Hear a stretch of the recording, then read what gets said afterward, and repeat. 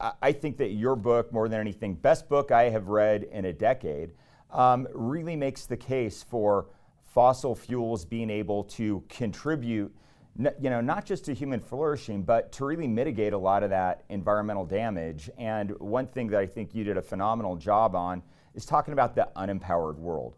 So can you talk to our viewers a little bit about that? About the unempowered world in particular? Yes.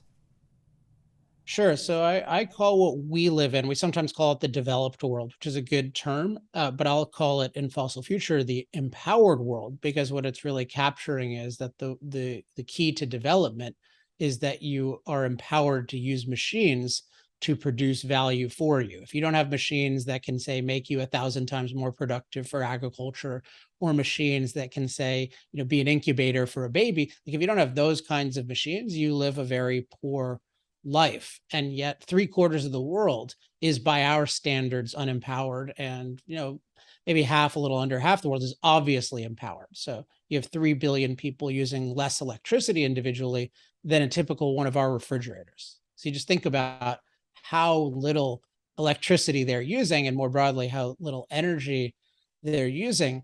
And then it just becomes obvious the world needs far more energy. And yet our number one talking point on energy is that we need to rapidly eliminate by far the number one source of energy, the source of energy that provides 80% of our energy and is currently still growing, namely fossil fuels. So it's once you start thinking about the unempowered world, it really starts to make you scared about even any talk about restricting any form of energy at this Hey, stage of the game.